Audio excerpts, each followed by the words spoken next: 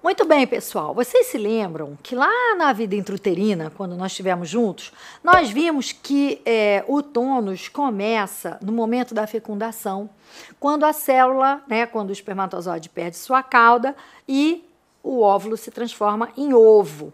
E dali começa uma pulsação, não é? A partir daí, a célula viva já apresenta tônus. Então, a gente não pode pensar em tônus e pensar só em tônus muscular. A gente tem que pensar em tônus celular. Então, essa é a importância dessa temática dentro do campo da psicomotricidade. O Vallon falava muito das flutuações tônicas e do quanto elas estavam acopladas diretamente às emoções. Então, vamos dar um exemplo. Vamos imaginar que você pegou um ônibus para ir para um determinado lazer e que no meio desse ônibus entram figuras muito suspeitas, escrito na testa assaltantes em neon. É claro que, tonicamente, há uma transformação fisiológica no seu corpo. No entanto, não necessariamente há uma ação motora seguida dessa modificação tônica. Então, o que a gente quer dizer aqui? Que existe uma função tônica que pode existir, pode viver, pode aparecer sem uma função motora, E que a função motora não pode existir sem a base da função tônica. Então, quando o Vallon descreve o diálogo tônico, ele fala dessa flutuação, que o bebê vai aumentando o nível de tensão, por causa de um desconforto, tem uma descarga, que é o choro, descarga de tensão, e aí o adulto que está atento lê essa informação tônico-postural, lê como uma demanda. E aí vai lá, vai resolver, ou vai trocar a fralda, ou vai dar de comer, enfim, vai interpretar aquela mensagem, não é? A partir do momento que o adulto consegue descobrir do que o bebê está precisando e solucionar aquela necessidade, o que acontece tônico-posturalmente no bebê?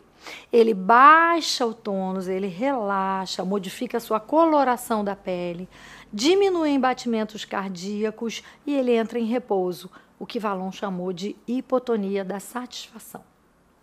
Isso é muito legal, porque isso nos acompanha por toda a vida. É só a gente pensar numa relação sexual de um casal, não é? Há a subida do nível de tensão, há o gozo e depois há a flutuação tônica com relaxamento. Numa sessão clínica, também pode aparecer essa flutuação tônica. A criança chega extremamente tensa, Você propõe uma atividade de descarga e você depois consegue um nível de concentração mais adequado, uma disponibilidade para o trabalho terapêutico de uma outra forma. Não que o momento da descarga não tenha sido terapêutico, Então, o tônus, a flutuação, ela vai estar presente em todos esses momentos. Mas é importante a gente fazer a diferença entre motilidade, mobilidade e motricidade, que são aspectos diferentes de um tônus, não é? A motilidade, ela pode ser aplicada a organismos unicelulares, como é o caso do ovo, Mas também pode ser aplicada em organismos multicelulares, Como são nossas vísceras. Já a mobilidade, segundo Jean-Pierre Barral, grande osteopata francês, ela tem a ver com os movimentos passivos que as vísceras sofrem quando a gente respira, quando a gente se move, Então, ele tem um outro conceito. E a motricidade tem a ver com a produção motora, tem a ver com a motricidade voluntária, com a ordem cortical para o movimento do corpo. Então, esses três conceitos, todos eles envolvem como base o tônus. Como o Vallon nos disse, essa flutuação de tônus, ela vai variar diariamente, a todo instante. Você está atrasado para um determinado compromisso, o seu tônus é um. Você está indo para a praia, o seu tônus é outro. Você levou uma bronca, o seu tônus é um. Você está numa discussão, o seu tônus é outro. Então, é essa flutuação tônica que caracteriza a ligação tão grande do tônus com a emoção. Não é? Por exemplo, expressões populares como estou com nó na garganta, Isso é fisiológico, a pessoa de fato sente isso. né? Ou estou com nó no estômago, né? Estou sem pernas. Quando a gente diz isso, está muito cansado, estou sem pernas. A sensação é, de fato, informada por uma emoção, né? Então, a emoção ela vai estar sempre ligada à fisiologia humana, ao corpo humano, e ele se expressa principalmente, primeiramente, pelo tônus. Diversos autores falam sobre os tipos de tônus, né? Não a qualidade do tônus, a qualidade a gente vai falar depois. Os tipos de tônus a gente pode separar em 3 tipos, assim. O tônus de fundo, né? Aqui também na literatura vocês vão encontrar como tônus de base, tônus postural, depende da vertente teórica que você for seguir. Se você for para posturologia, como o Pierre Bricot, por exemplo, você vai encontrar o termo tônus postural. Se você for para Schultz e outros autores mais ligados à fisiologia, você vai encontrar o tônus de base ou de fundo, né? O que é importante? Que esse tônus ele é responsável pela posição de pé, ele é responsável, por exemplo, pela manutenção de uma posição, de um segmento corporal. Quer dizer, toda a contração isométrica é de responsabilidade desse tônus, né? Isso é muito legal. Por quê? Porque é um pouquinho involuntário, ele não é uma coisa decidida por mim, né? Eu posso decidir botar o braço para cá, mas essa sustentação do segmento já é de uma outra responsabilidade do tônus de base. Como segundo tipo de tônus, nós temos o tônus de ação, que vocês vão encontrar na literatura, em Vallon, sobretudo, como tônus de atitude, né? Atitude postural, atitude tônico-postural. O Vallon ressalta muito essa expressão, né? O tônus de ação é quando um grupo muscular se dedica à realização de uma determinada ação. Por exemplo, você vai escrever. Então vamos lá. Pescoço, ombro, braço, antebraço, punho e mão e dedos estão voltados para essa ação.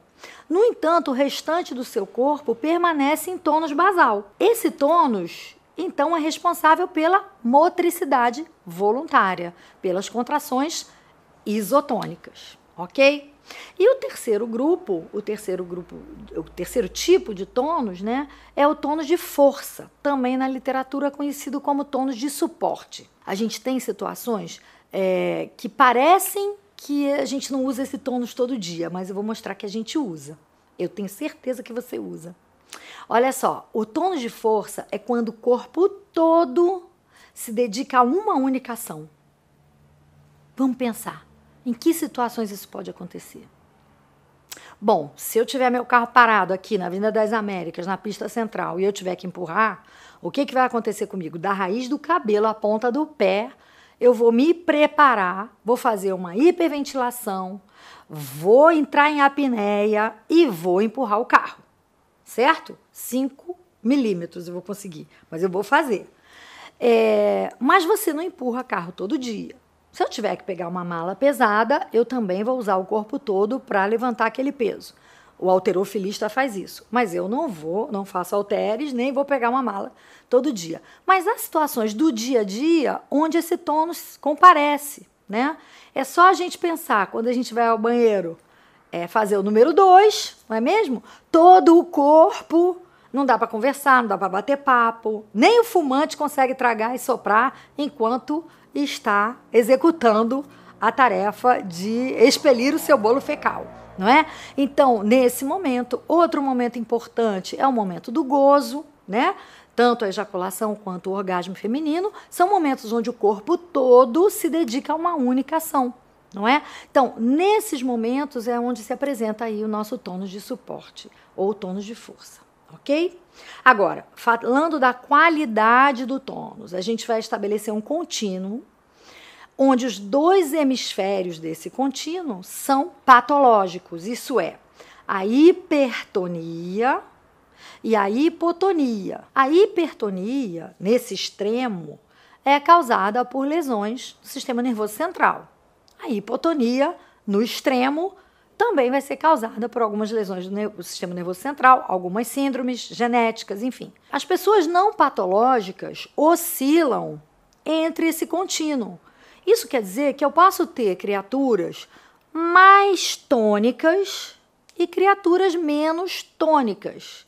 Isso não quer dizer que elas tenham um quadro de hipotonia, embora exista o quadro de hipotonia lá, na lesão, tá certo? Então, os extremos correspondem a lesões neurológicas e todo o contínuo, nós, réis humanos sem lesões neurológicas, vamos permeando esse caminho, tá bom?